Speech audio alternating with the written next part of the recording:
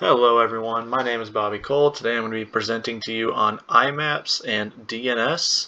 So with that said, let's get this presentation started. I'd just like to start off by covering what is IMAPS.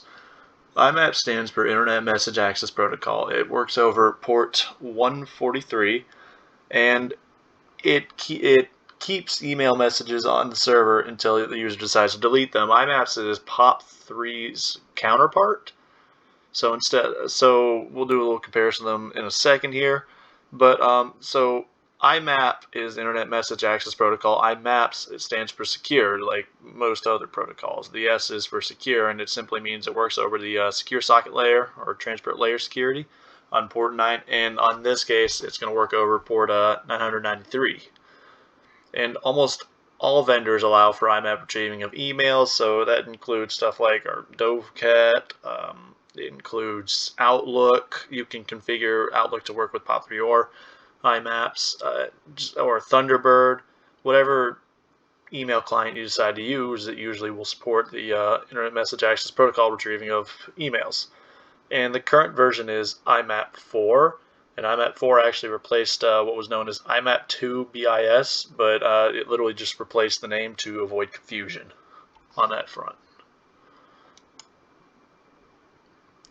Alright, so how does IMAPS work? IMAPS works by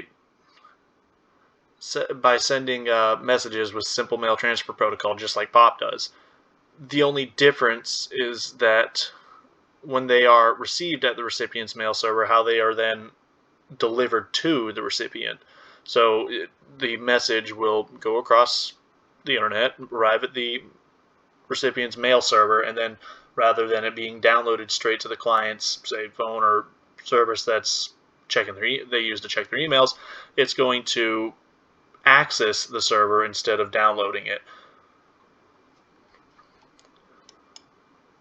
And then a little short comparison between the two. IMAP versus POP. So IMAP allows for multiple people to access the mailbox at the same time. That's a pretty big advantage if you have, say, different devices that you constantly check your emails from. It connects to the server, then it copies them to the device. The only disadvantage is when a user has a large mailbox, it will take a while for all the messages to download.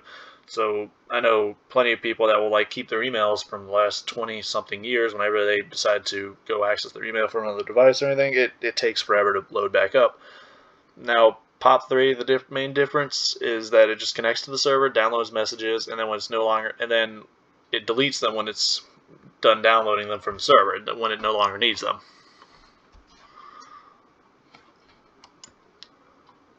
So what is Dovecat? I mentioned it earlier.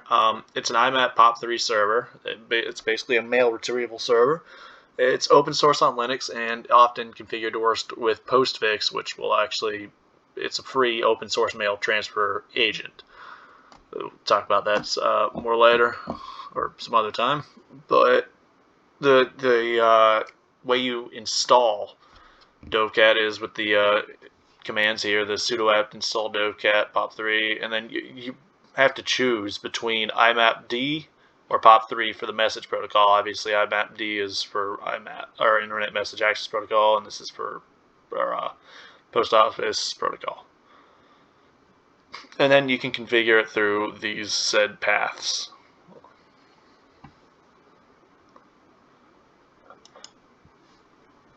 Alright, some Dovecat hardening recommendations. So first off, you're going to want to disable port 143 because it's insecure. That's the way you retrieve mail via the no secure socket layer. You want to just pretty much disable that whole entire option. You're going to reconfigure the SSL certificates. So when you first download it, it's configured with secure socket layer tickets, or it already has a certificate, and it's only a 1024-bit certificate, which the general practice right now is, I think it was a 2048 right now is the minimum you should be using. So you're going to want to go ahead and redo those certificates. Then you're going to want to enable the client certificate authority validation. It forces the client to present valid certificates. Alright, and then we're going to present on DNS. Alright, so what is DNS? DNS stands for Domain Name System. It translates domains names into IP addresses and then vice versa.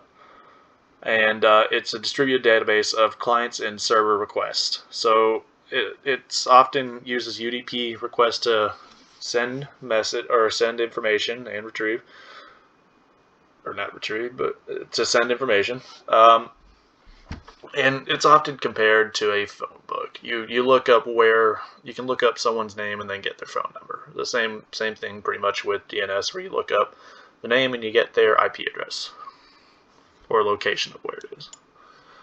And so I've just included this small graphic here.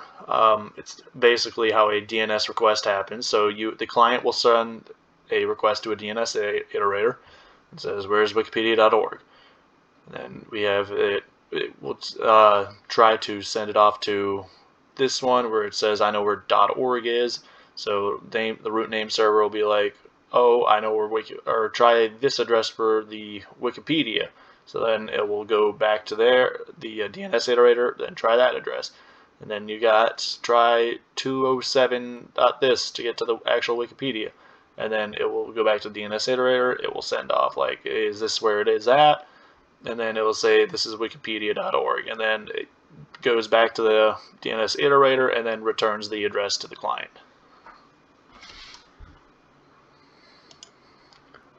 So also just a small breakdown of addresses. So the first thing you have in the address, the last thing after, like, say, the .com, this is the root domain. And anything behind that is a subdomain where it's gonna request from the root domain and then slowly trace it back through the subdomains. If you have stuff to the right, it's going to actually be different directories on that server. So say /rich/boom, that's going to be an actual directory on the server. So for instance, say when you go to if you go to like Reddit or something, you do the little /r/whatever, you're not actually going to new Reddit locations or new Reddit web servers. You're actually just looking at different directories on the server.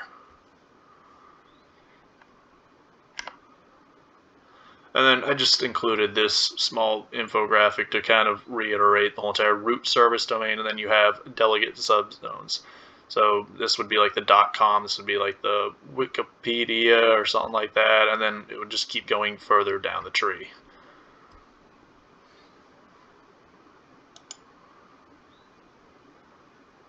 And so DNS on Windows IIS, it's a service you can enable through the roles in Server Manager, and when you go to it, you can actually just step through the instructions on how to install it. It's pretty self-explanatory. It'll help you get it set up and running real quick. And then some hardening techniques for those Windows servers. First off, you're really going to want to use DNS over or Transport Layer Security, which is known as DOT. That works over port 853, and DNS over Transport Layer Security was standardized back in 2016. It's a little newer compared to most other things that you're seeing, but you're going to want to use that because it's just going to add some layer of security for the request. There's also DNS over HTTPS. You can use that over, of course, port 443. There's a bunch of different ways you can request DNS queries. Just make sure you're using some form of security when you're setting it up, your DNS server. And then third thing you want to do is isolate the DNS server. You don't want it, like most other things, running on the same system as, say, your web server or something like that, because if there was ever a compromise on that, then it's just a simple matter of separation of authority and having different zones of your network. Alright, so Bind on Linux is a Linux-based DNS server. It's been around since the 1980s, and then you can install Bind using the sudo apt install bind9 DNS utils. The /etc/bind/zone/master directory will contain a zone file for the linux.config name, and if you prefer to use another name or directory to hold this file, you can feel free to do so. Most of the configurations are read from the /etc/named and the /etc/name.config files. And to use it, you're going to actually just install it. Then you're going to have to, this is a very high level look of it, you're going to want to go find some kind of documentation to actually walk you through the technicalities on each of these steps. But you're going to install it, you're going to create the DNS zone files, and you're going to create the address to zone files. And alright, some bind hardening recommendations. The first thing you're going to want to do is not allow recursive queries of subdomains that are not on your machine and outside your network. This can easily be done through the access control list in bind. Second of all, you're going to want to lock down all zone transfers. And then finally, you're going to want, if you have a few IP addresses that are not meant to be used, you should use DNS mask instead of bind. It's a matter of bind has more to it, and DNS mask is going to be easier to use on a smaller network if you have very few IP addresses. It's just that it's less technically advanced, but having less elements that could go wrong would be more ideal if it was a more manageable size network, if you only had, say, like 5 different devices on it. I got just a few sources here, so I appreciate you all listening to my presentation.